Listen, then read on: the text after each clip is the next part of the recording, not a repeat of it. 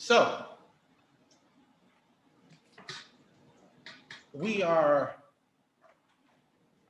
living in amazing times. No? Incredible times. Times that will be discussed in history lessons for centuries. First time the entire known world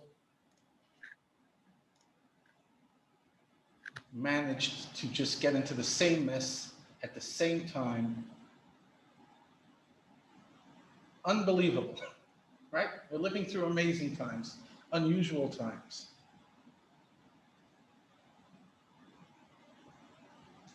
But we are not rising to the occasion. Hey, Rabbi, don't accuse me of anything. How dare you? Who do you think you are? Whoa, whoa, whoa, whippersnapper. Take it easy. Truth is, you're right. I am a whippersnapper. But that doesn't answer the question. And the question is, why are we not rising to the occasion? What I mean rising to the occasion, I've always been fascinated, being able to, let's say the Chumash, the Torah, going and analyzing the Jews in the desert. Guys, why were you such kvetches? Why were you so miserable? Couldn't you just appreciate what was being done for you? Come on, guys, seriously. They have this terrible story about, it's terrible as it's a stupid joke, but it brings the point across, that there was this fellow who came every year to Shul, every week. And anyways, he comes to the parsha where Joseph's brothers throws him into the pit. And this guy starts sobbing. Ah! The world has come to an end. Could you believe it, what they've done to him? Anyways, everyone's trying to calm him down. Yankala, it's okay. Don't worry. No. Anyways, a year later, it's the same parsha. The Torah reader comes and he starts reading again about how Joseph was sold into slavery by his brothers. And this time, the guy's quiet. Nothing. Gornished. So someone turns to him and says, Yankele, ich I don't understand. Last year, you went out of your mind. This year, nothing? No reaction? Says, listen, if Joseph didn't learn the lesson from last year, it's his problem. It's not mine.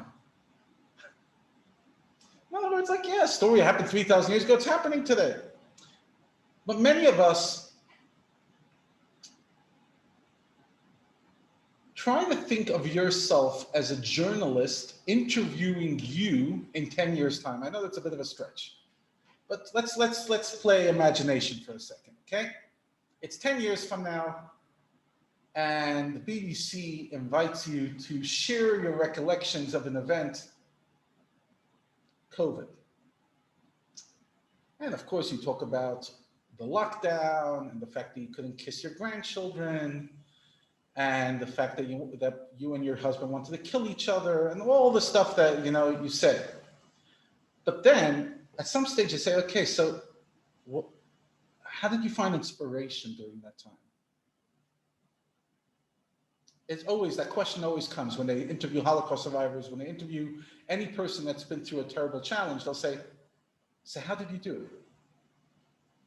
What are you going to say? What am I going to say? I'm talking to myself. I'm not talking to you. What am I going to say?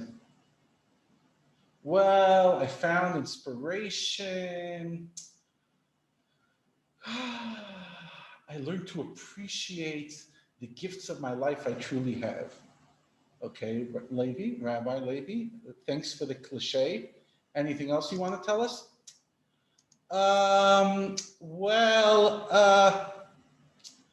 We really got to appreciate Zoom. That was pretty amazing. Gained a lot of weight. And a few other lessons, perhaps. And I could imagine them looking at us and saying, really? You lived 12, 18, 24 months through this, and all you have to tell me is about appreciating that what you have? Could you not have thought of another cliche at least? Is there nothing else? Well, I learned the power of a virus to transform the world, something that nobody could see, and it could still. So, what actually inspired you?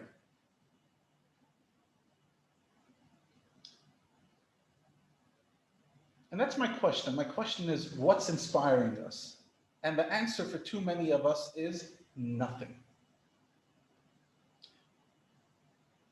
We're not inspired. We're feeling, sorry the pun, more expired than inspired. Totally expired, just out, waiting for this thing to end. Okay, when's the vaccine coming? Ramaphosa, or maybe Discovery's bringing it in, or Discam, who's bringing in the, please just come, bring it in. And then we will take these 12 months and say goodbye. But do you understand that these 12 months might be the most inspirational 12 months of our life? That they have the potential of being the most transformative months of our life, the most transformative year of our life? Yes, we would never choose to go through it, just like nobody chooses to go through sickness. But almost every person that's been through sickness will say that they've gained so much from it. What are we gaining from this?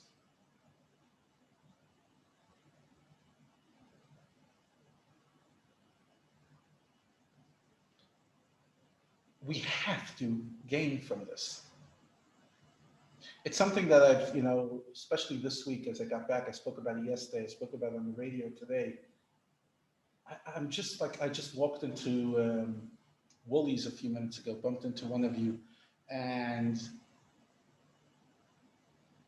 I just look at people's faces, not everybody. I was talking to one person just like so down, so heavy.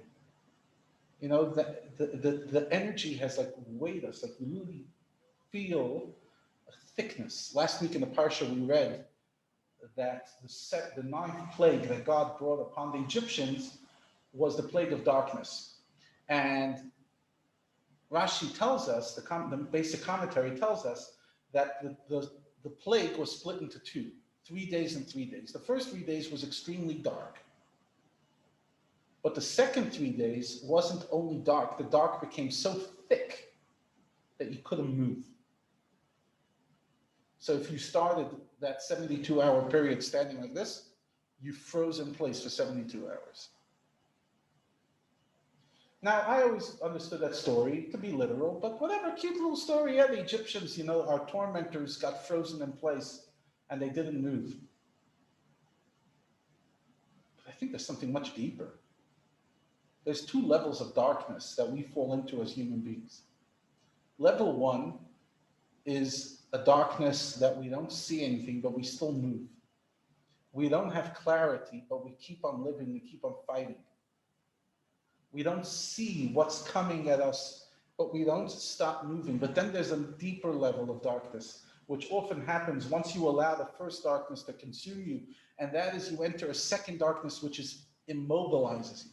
I'm not talking about depression or any other mental health condition which has to be treated in the correct way. I'm talking about the regular person who's not necessarily dealing with a clinical depression. But the darkness is so thick.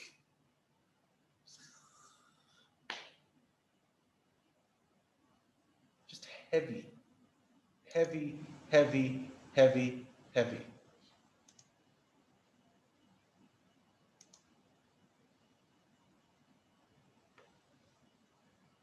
Which level of darkness are you at? Which level of darkness am I at?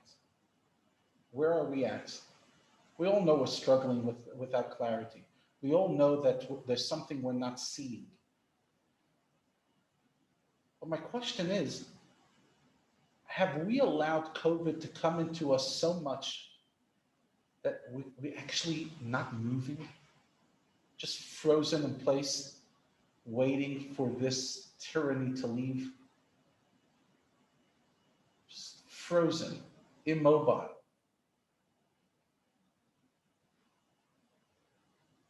That's what I'm feeling. That's what I'm feeling, an energy coming from some people, this heaviness. Life's joie de vivre was taken out. And I get it. Many people are extroverted and they need to socialize, and being locked down with the same people over and over and over is stifling them. Many people are travelers, and the inability to travel is stifling them, etc., etc. Just meeting up with friends. Many people are family oriented, and being unable to meet family is stifling them. I get it. Nobody has to excuse heaviness, but it's unbearable to live with such heaviness.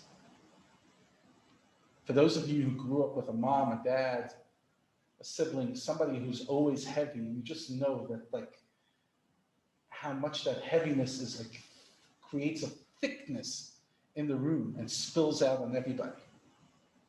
We can't afford that.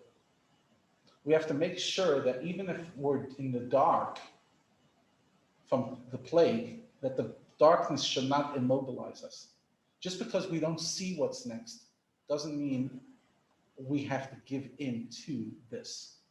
Now you might say, Rabbi, seriously, that's the biggest message you can muster. I was hoping you'd come up and give an optimistic message.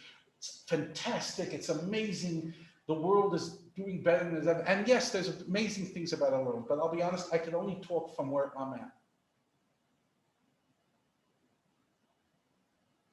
And where I'm at is, I know that we will find that clarity. I know that things are getting better and will get better, but there's no question that having to start this year in lockdown with all the limitations is heavy. It's stifling. And denying it is not doing any of us any favors.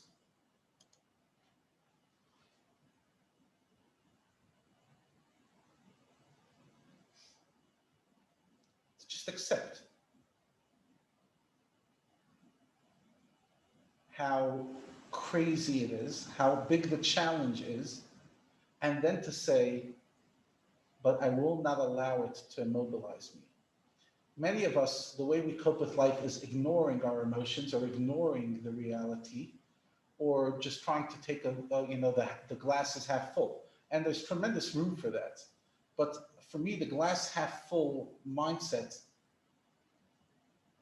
usually can last for X amount of time. At some stage, it just becomes too. There's a limit how many times you can tell yourself the glass is half full, the glass is half full. At some stage, it's like, yeah, there is half empty. It's half empty. But I will still walk with confidence, with faith, with strength in these dark times. And if you've known me, we've spoken together for many, many years. We've had to share. Like, I've always been the person, I tried very hard to be the person to create, to twist and say things are so much better than they seem, and to show facts and show studies. We've gone through so much of that over the years. But at least where I'm at right now is, yes, there's goodness. But this isn't pretty. It's not beautiful. It's not great. It's tough. It's tough, tough stuff. And the fact that it's not ending anytime soon makes it tougher. But I will not allow it to immobilize me. I will not allow the lack of clarity in my mind to freeze me in place. I don't want that at the end of this year, I will be the same person I'm this year. Because that could happen. Because what COVID unfortunately has given us is a lot of repetition. There's very little variety in our life. It's pretty much, our weeks have become very predictable. Our days have become much more predictable. There's no weddings, there's no shows, there's no international travel, there's just no action. So our life has become very predictable. And for those of us who love a routine, mazel tov. But most of us, even if we love routine, we want a little variety, a little like spice. So what could happen in such a world where you're just living routine, repetition, is that you literally look in the mirror a year later and you don't see, other than maybe a few more lines on the forehead and a few more kilo, you don't see a different person. Because whatever, it's just a lot of the same. And therefore, it's so important that we make sure that there is freshness in us, that there is a upbeatness within our step. So now, these days, when people call me and they ask me how I am, I always say, fantastic. And the usual reaction is like, Rabbi? That I haven't heard that word in a while. And I'm like, yeah, that's why I'm saying it, because like you don't call anybody and you hear the world's fantastic. You're like, yeah, it's okay, we're doing okay, yeah, we're surviving, we're praying for better days. Yeah, the vaccine's coming, I hope. Rabbi, do you think you could arrange the vaccine for me? Oh, yes, yeah.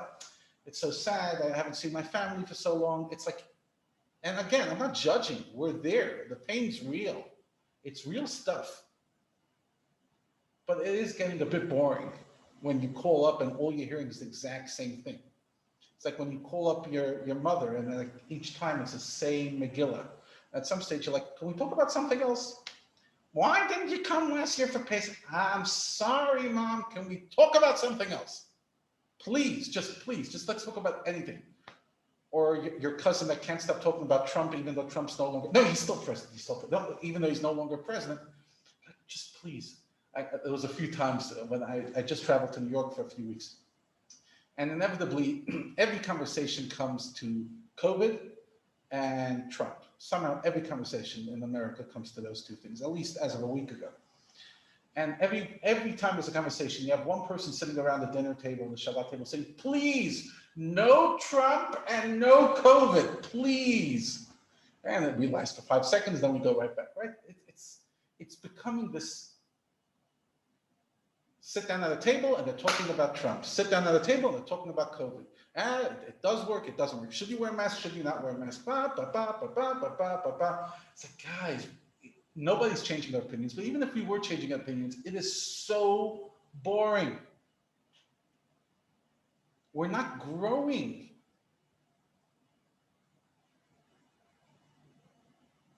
How many books have you read this last month? We should be reading at least this year more books than we've ever read before. Over the holidays, I had the opportunity to read books. It was mind expanding, Torah books and secular books. Just the mind, like taking the mind to new places, allowing ourselves to be bigger than where we're at now. We should be finishing a book every single week, at least one. And preferably not only novels, other books. You know, books about the psychology and sociology and history, and obviously, first and foremost, Torah wisdom and Torah mysticism, etc., etc. Expanding our mind, allowing our mind to live in a universe that's bigger than where we're at. Because otherwise, we're like the frozen polar bear who goes into hibernation. That's what we are. We've become the polar bears in hibernation. 6 months, we go into our little cave and we sleep, waiting for the winter to come again because we can't bear the summer, the polar bear at least. So 6 months, just totally out. That's what I feel like. I feel like so many of us are hibernating. We're like kind of living, going through the motions, breakfast, lunch, and supper, and paying the bills, and calling our friends, and chatting about COVID, and fetching about the country, and wondering when, It's like hovering. We're not there. There's two ways of living in life. There's living and hibernating. Both people are alive. The polar bear is alive. although the temperature goes extremely cold, etc., they're alive. Das ist Leben. It's a life. Really? Hibernating is a life? What do you mean? I'm waiting for the COVID to end so I could come out of my cave. I'm in my cave anyway. There's a limit how many TV shows I can watch. I get it, guys. We're all in the same boat. It's like the first time that we could all say, maybe I don't know how much the other person's struggling with their illness, but we've all been in lockdown for a year. We all are living in the same universe. Maybe as they say, we're not on the same car, but we're on the same road. We're not on the same boat, we're on the same ocean, whatever. We get it. We're all struggling with stuff. The stuff is messy. It's messy stuff. But for that to hibernate, in 10 years' time, when the interviewer comes and says, so, what did you do during that time? Well, I hibernated. I slept more than I've ever slept before. And I watched more TV. By the time COVID was done, there was not a Netflix show that I didn't watch. And I knew more about politics than I've ever known before.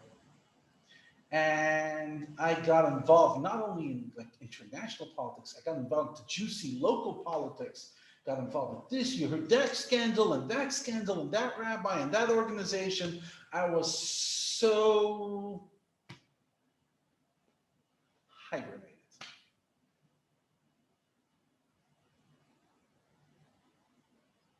That's not what we're here to do. Yes, there's a part of us that wants to hibernate. A part of us is just like, okay, call me when the vaccine is in. Call me. Can we live like that? Is that what we want from this time? Is that all we want to take out of this time? Something to survive? I lived through it. I survived. Or as we say in today's vernacular, I killed time just to get through it. Or will this be the most productive time of our life?